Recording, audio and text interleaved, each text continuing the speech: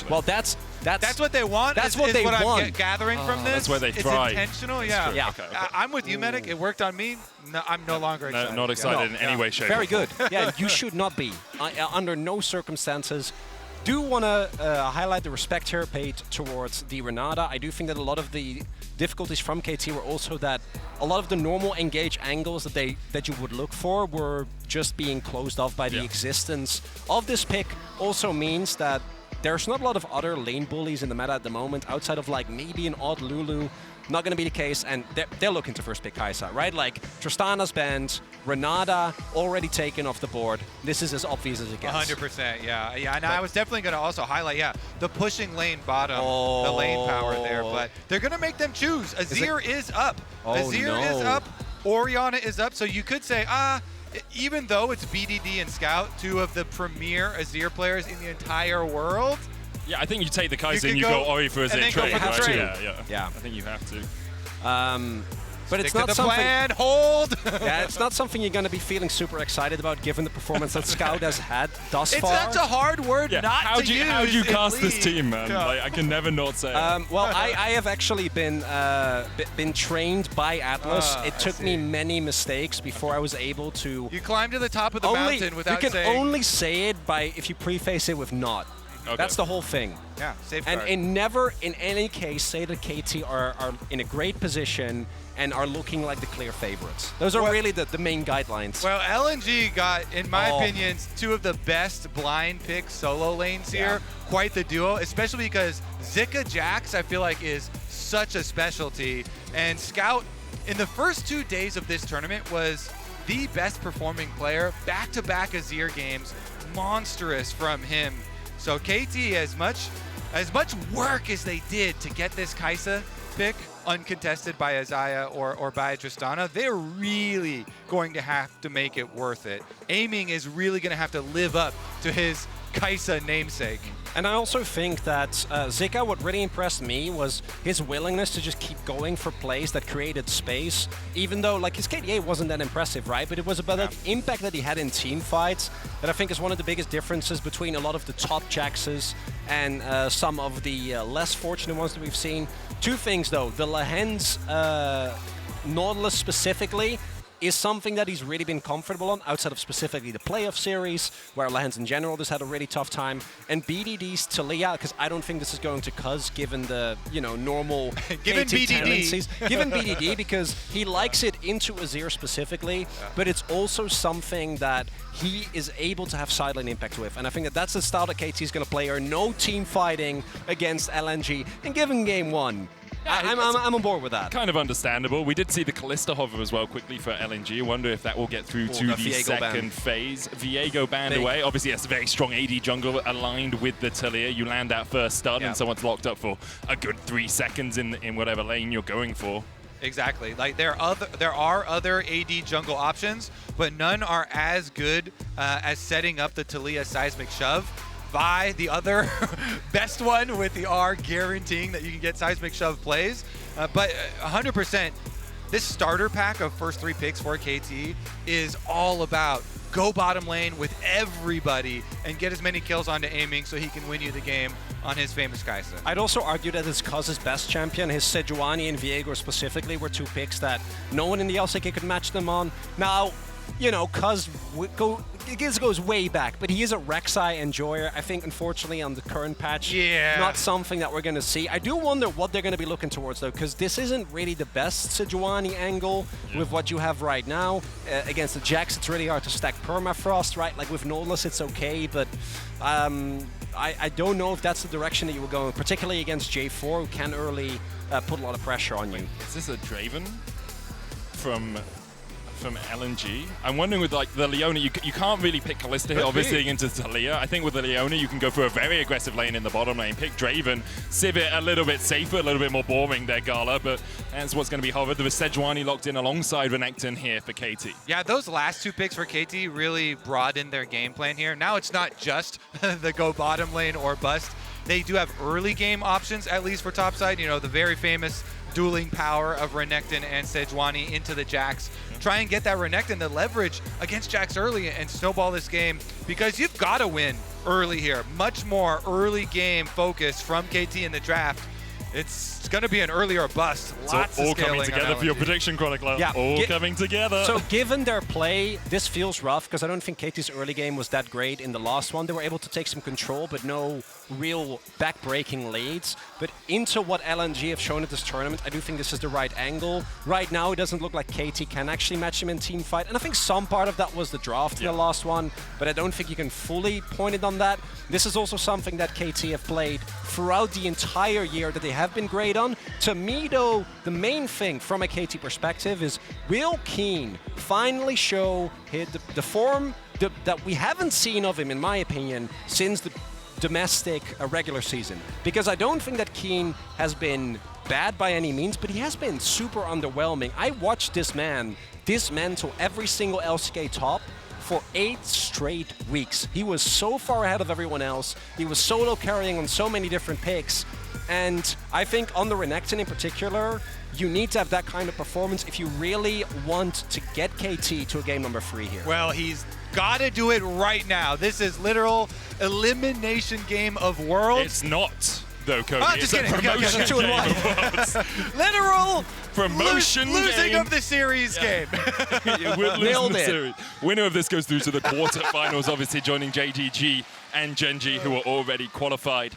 It would eliminate their hope of winning this series. But I do like that story because Kiin has been talked up for so long as being one of the very best top laners in the world, and just didn't get his chance to show it a bunch of times, but really, really has the chance now to step up. And if you want to be like the best, you can connect your League of Legends account with Prime Gaming to grab the exclusive experimentation emote. I'm sure Kiin has done it already. We'll just see. Maybe sure he'll pop it up at has, some point. It'll be very exciting. We'll all cheer and get excited for the emote. Not even as a joke, No? Medic. No, this is very serious business. Come on. Jokes aside, because that was a joke, just making sure everyone knows. I would never scold Matic.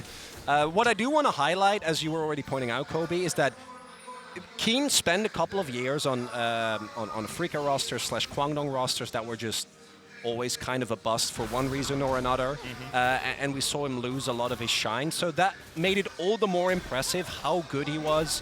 I think even in spring, but particularly in summer, and how far ahead he was of everyone, including Zeus, who obviously T1 was struggling, but still. And then on the flip side, Doran as well. And then as soon as playoffs rolled around, it just didn't really feel like that was the case anymore. And particularly with how consistent I think LNG have been, again, against any team that isn't JDG, which you can't hold against anyone, given that they are the clear tournament favorites, just means that you got to step up, particularly in a matchup like this, where you need the early pressure and where you, as Kobe pointed it out, if you lose, you are eliminated from this best of 3. Yes, exactly. I will say, was the winner, stated. if LNG win, they'll also be eliminated from this best of 3. They just would have won.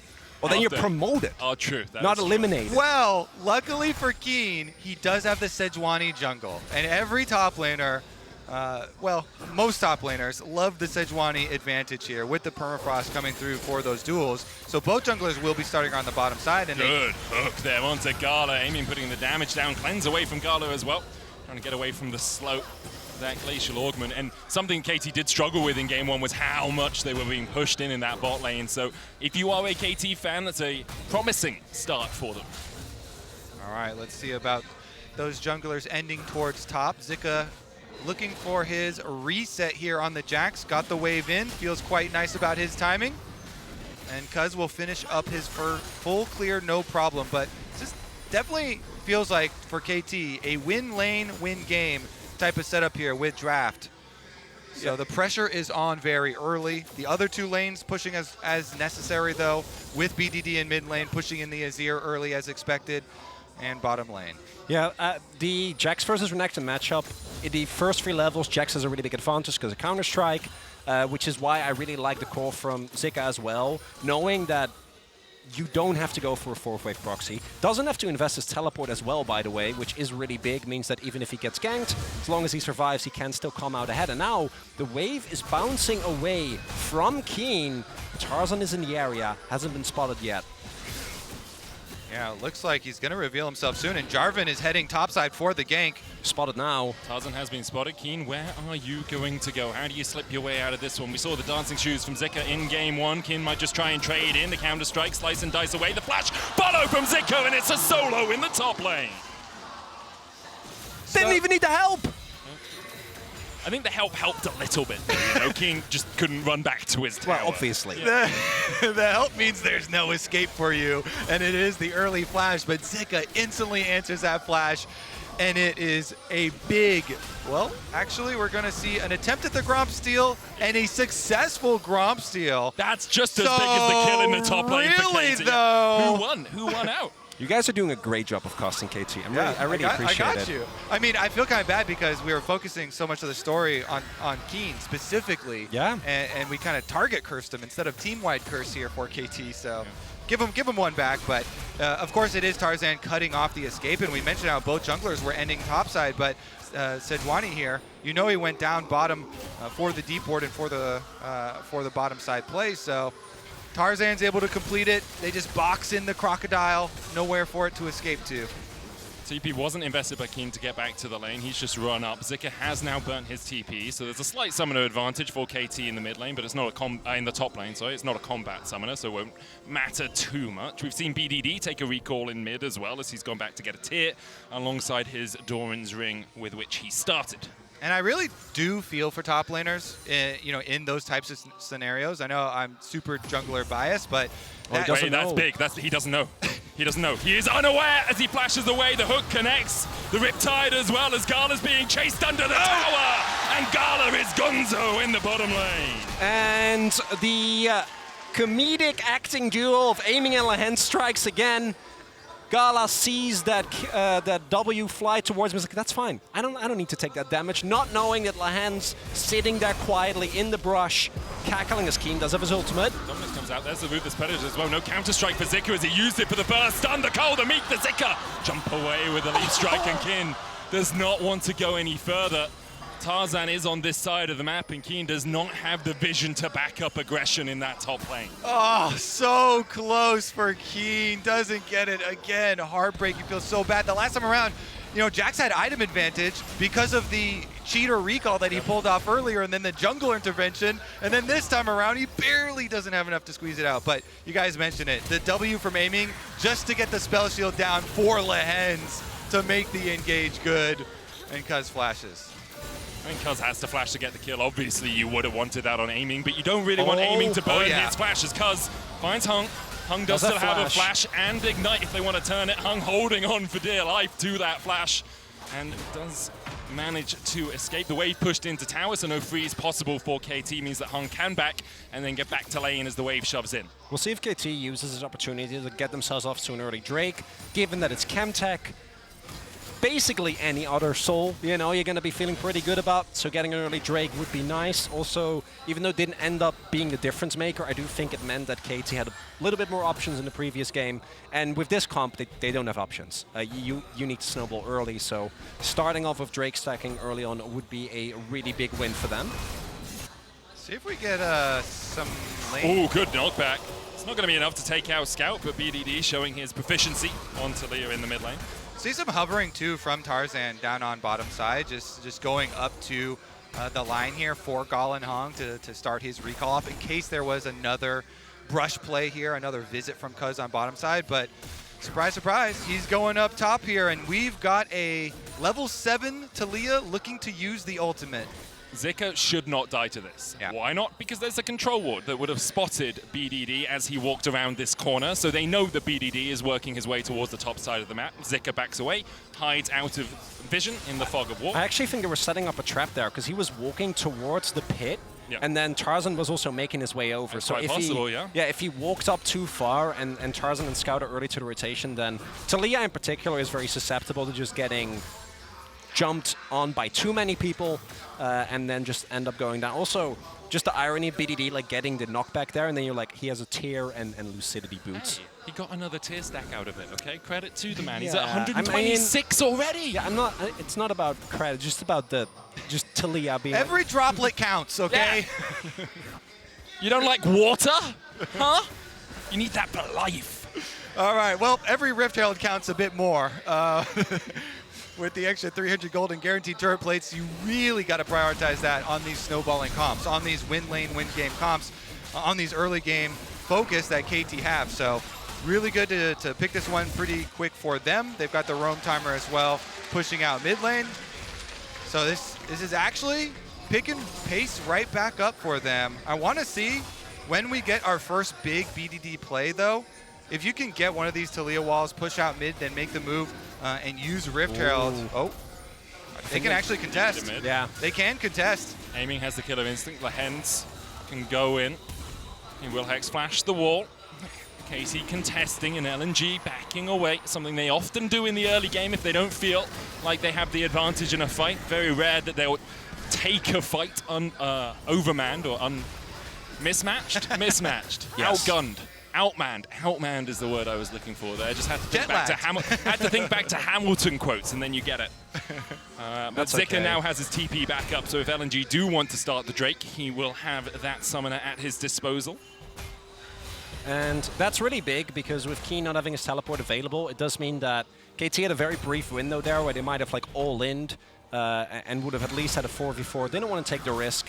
And I do think that one Drake you can still give up. Once you get to 2, I think that's really where you get into territory where it buys so much time for LNG that it's not really worth it.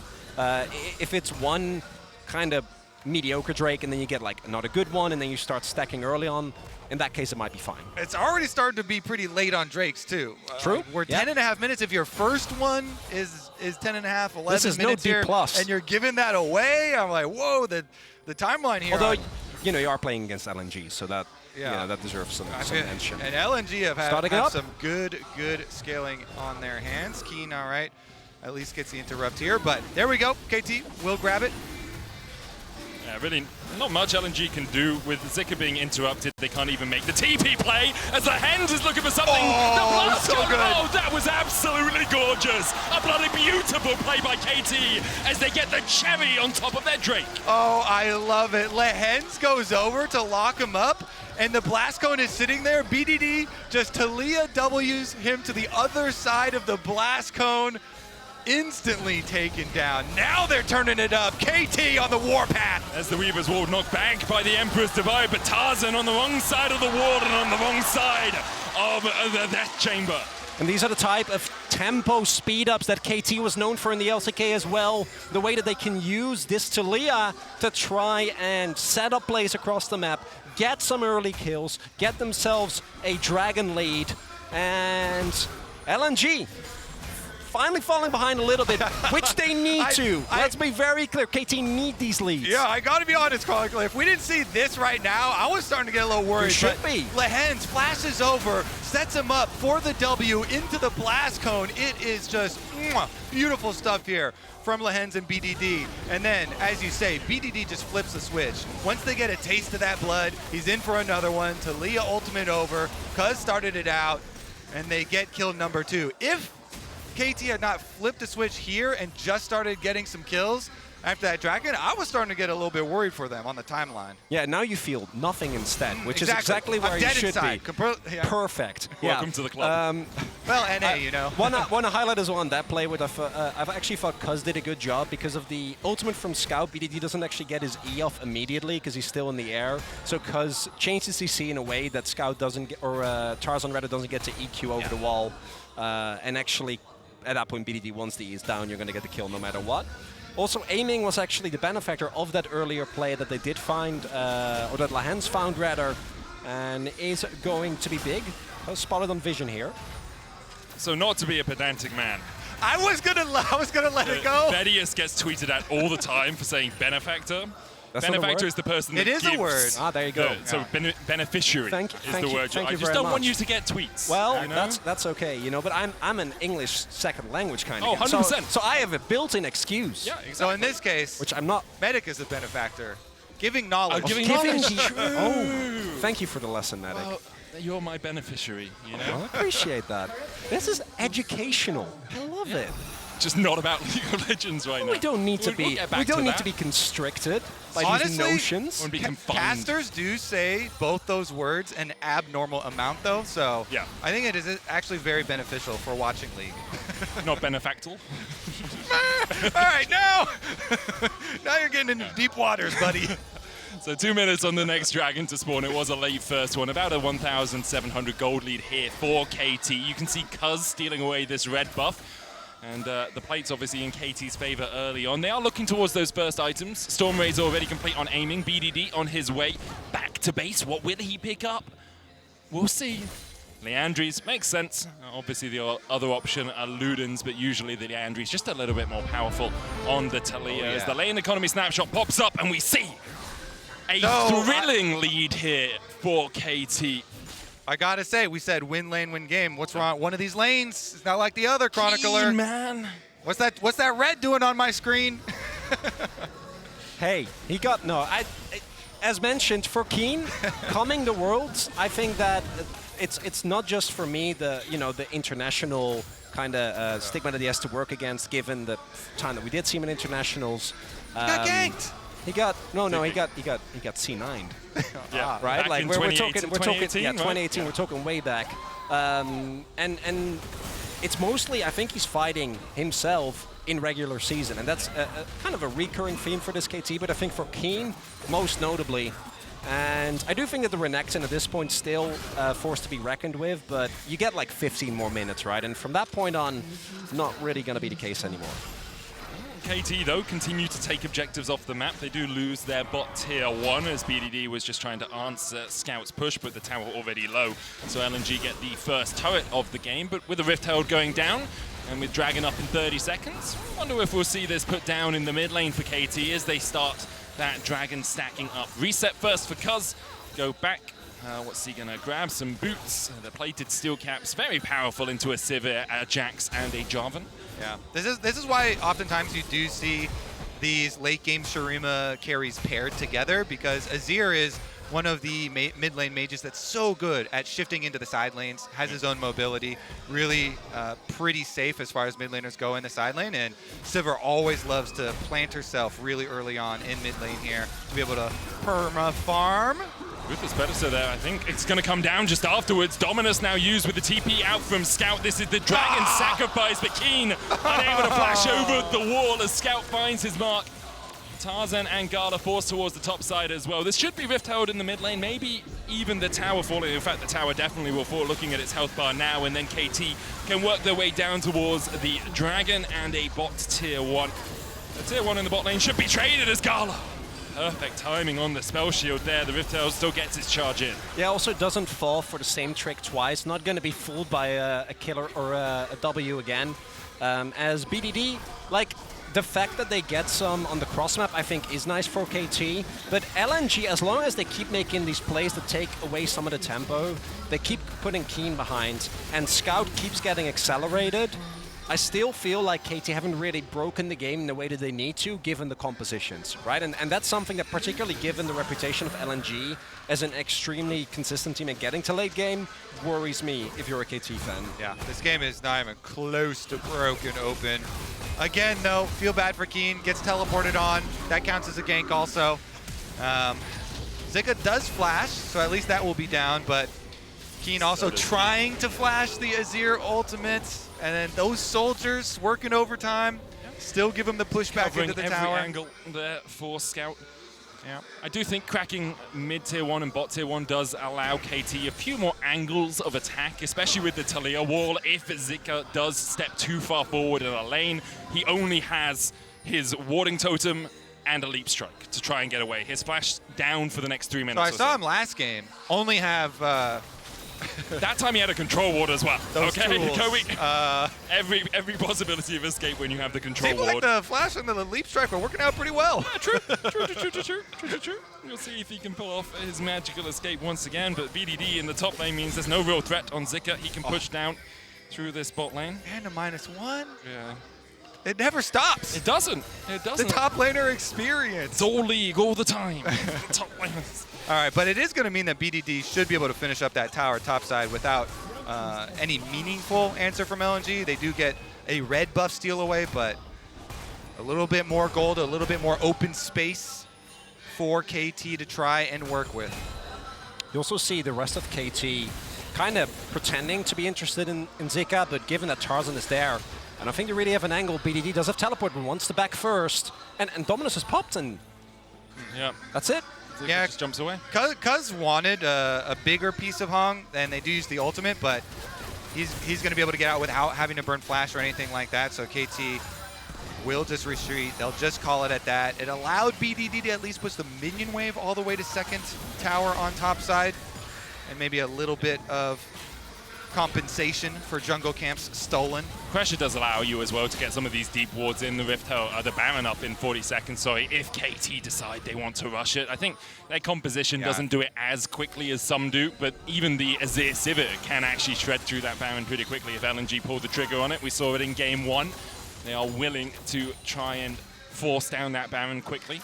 Yeah, I think the 2-item breakpoint is really one where KT are going to have to make the plays that end the game, right? You're going to have to set yourself up for Soul. You're going to have aiming with a Rage Blade, which means you do actually, as it is finished now, you do have insane amounts of damage trap, particularly when combined with BDD's, Leandri's, Taliyah.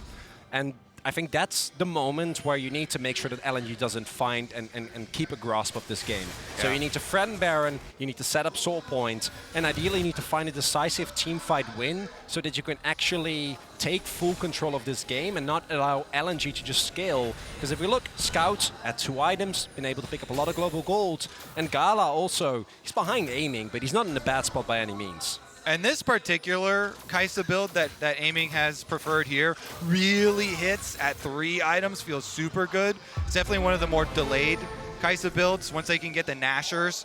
And he's already got the extra bow here, so once they can get the 3rd item completed for Aiming, I feel like that's really time to flip the switch and flip the game maybe even.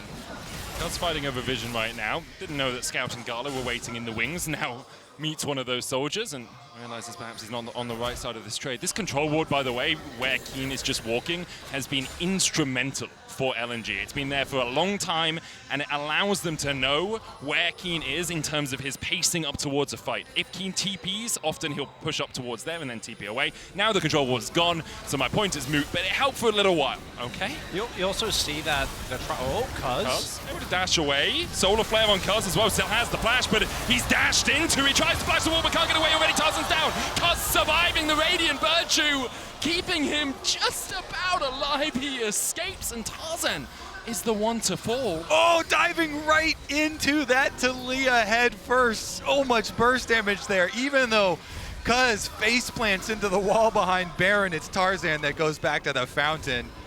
That's going to give so much time here. I mean, it helps you set up for the Soul Point that Cronicler was talking about by Kobe. Zika going to walk around the wall here. Kiin already back, so Soul Point in 15 seconds. We'll have another look at this because LNG thought they caught the enemy jungler. Yeah, I think Cuzz doesn't actually have his Aftershock available, so they think that they can burst him down in that time. But yeah, the amount of damage, everyone from KT is there, and with BDD standing guard, they're not actually able to take him down. And this will lead to, at the very least, KT starting up, and I think that LNG don't really get in a position to try and contest there.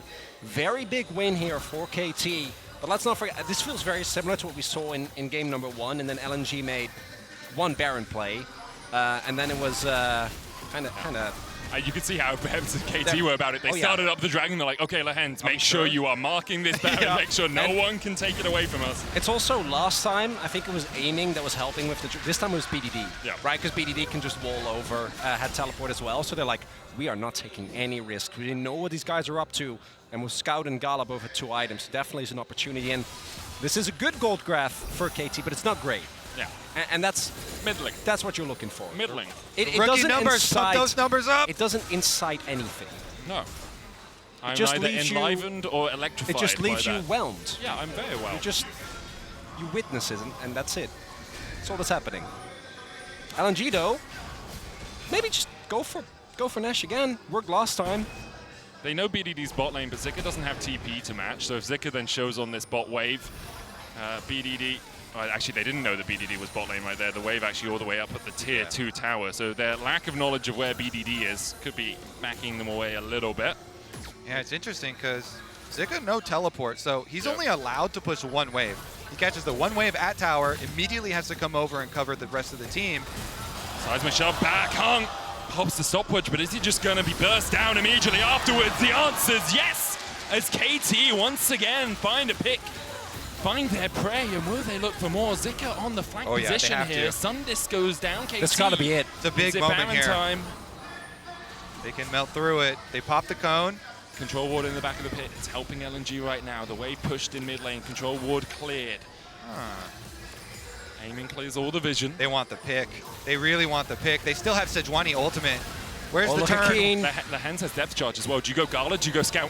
What are your options? Control ward now in. Spots Lehends, the pixel bush.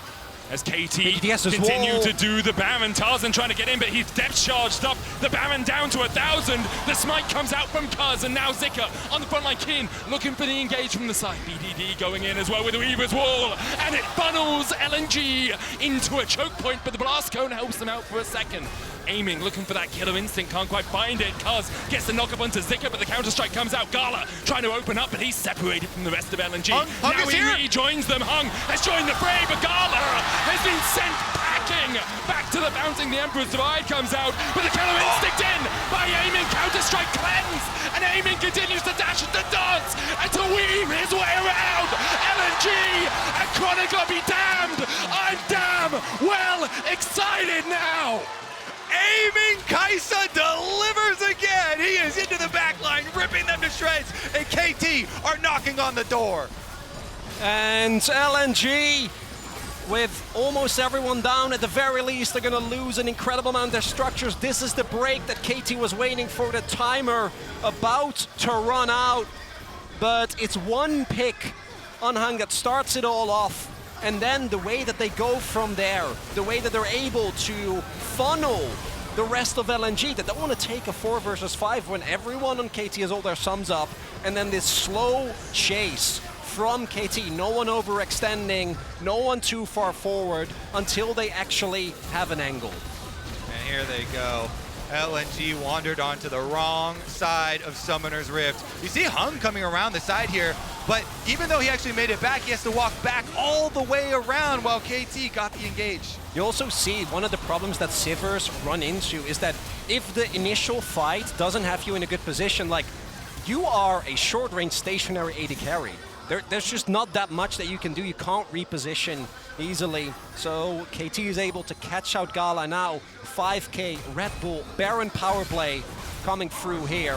Kiin's trying again. TP behind here. Kiin's going to force Zika down towards the bottom side. VDD has the Weaver's Wall, but do they know that this TP's come in? They do, but Scout already running in the opposite direction. Zika falls. KT 10-2 and a 9,000 gold lead. 53 seconds on the soul. There we go. Kiin finally has the extra teammate this time around. VDD's got his back for this one. Calling your big bro. It's like, mate, I've been bullied at school. But what a performance by KT. 6,000 gold on the Baron power play. 30 seconds on the Mountain Soul for them as well. Now win probability sponsor powered by AWS. Does that count as getting excited when it's basically 100%? You still should not. I want to reiterate that. I feel like that's my responsibility. But at the same time, from this point, we've seen KT in the LCK be able to consistently close out games. And I want to highlight again as well, the way that KT, I think, find backline access is the best, in my opinion, in team fights out of any team in the LCK. And it's also why it kind of baffled me that they banned Aiming's Kaisa. Like, as mentioned, I think there was a very clear reason for it. But it's also... Aiming on Kaisa, it isn't just about him individually as a player, even though I think the mastery is very good. It also just works so well with the way that KT like to play team fights. Gen G, to me, when it comes to like classic front to back, is unmatched. But this type of divey style where you get BDD in the backline, Kiin on a flank, Lehends isolating a target, the Kaisa just works so well with it. I just love it because Aiming will always dive into the backline on multiple carries. Yes, he will. When you think it's looking dangerous, he likes those odds. He takes those fights. Now he's extremely rich with all the extra kills as well. Full bounty on top of his head, stopwatch in inventory, and they have all the tools necessary to win this game, to push it to a third and decisive game for the series. Not the longest range composition. The Baron now falling off makes it a little more tricky for them to short range up. dive. Short range dive. Just get close to them. Just get on in there. Walk into the Sivir and Azir. Yeah. Yeah. That's the issue, right? That'll do it. Because without Baron, that's kind of what they have to do over the next few moments. Obviously, pressuring as many lanes as possible. Baron up in a minute and a half. Yeah, that's 90 seconds away from KT throwing it all away at Baron because we said the excited word, you know? I'm not going to respond to that.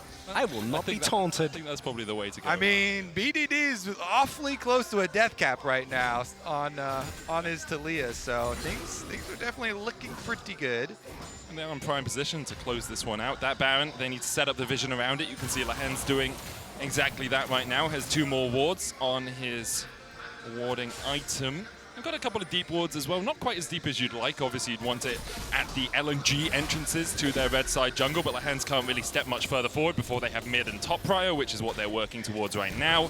The Void Seeker allows Lehends to go a little bit further into the darkness. Oracles as well, spotting LNG, and there we go.